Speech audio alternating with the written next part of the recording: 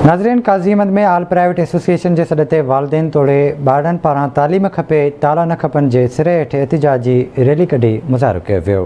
Rally में शिरकत कंदड़ उस्तादनि ऐं शागिर्दनि आवाज़ न्यूज़ जे रिपोर्टर सां कहिड़ा वीचार वंडिया आहिनि, अचो तो ॾिसूं।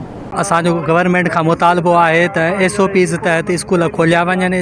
अॻ में भी स्कूल 4 महीना स्कूल हलिया आहिनि, SOPs तहत हलिया आहिनि, त हींअर छो बंदि आहिनि?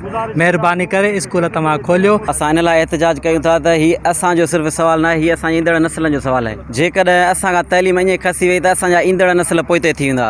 असांजी सिंध जी तइलीम मुकमल पहिरियां तबाह थियल आहे, पर हिन वक़्तु जेको कोविड जे करे जेको असांखे नुक़सानु ॾेई रहिया आहिनि, थोरा घणा जेके स्कूल हली रहिया हुआ उन्हनि खे बंदि करे जेको नुक़सानु कनि पिया, इहो असांजे नस्लनि जो नुक़सानु आहे। सॼी सिंध में सभिनी इदारनि में लॉकडाउन ख़त्म कयो वियो आहे। मार्केटूं, मंडियूं, पिड़ियूं, हर शइ खुली वई आहे, त तालीमी इदारे ई बंदि छो?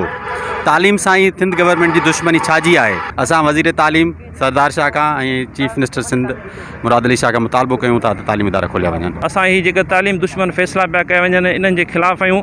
इहे बंदि कया वञनि त जीअं तालीम में सुधारो अचे। तालीम सिंध जेका आहे अॻी तालीम में जेको आहे पोइते आहे, अगर अहिड़ा फ़ैसिला कया विया तो असांजी तालीम तबाह थी वेंदी, नस्ल तबाह थी वेंदा। हमारा एक ही मुतालबा है कि स्कूल खोले जाएं, क्योंकि तमाम मार्केट्स वगैरह हर चीज़ आप लोगों ने खोल दी है। यहाँ तक कि जलसे जुलूस आप लोगों के हो रहे हैं, उसमें SOPs का ख्याल नहीं रखा जाता।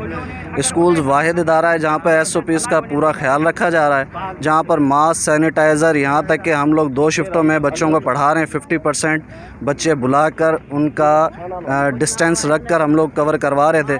लेकिन अगर इसी तरीके से सिंध गवर्नमेंट करती रही तो हम लोग एहतजाज को बढ़ाएंगे। 2 सालनि खां स्कूल बंदि आहिनि त ॿारनि जी तालीम ते ॾाढो असर पियो पवे ऐं असां घर में वेठा आहियूं, न को कमु था कयूं ऐं न छा हूंदसि। असांजे गवर्नमेंट सां मुतालबो आहे त स्कूल खोलिया वञनि, महिरबानी करे स्कूल खोलिया वञनि। असांजो इहो मुतालबो आहे त असांजा स्कूल्स खोलिया वञनि ऐं असांजा स्कूल बंदि न कनि। असां 2 साल अॻु में ई असांजी जेका पढ़ाई उहा तमामु ख़तमु थी वई आहे। असां महिरबानी करे स्कूल खोलिया वञनि।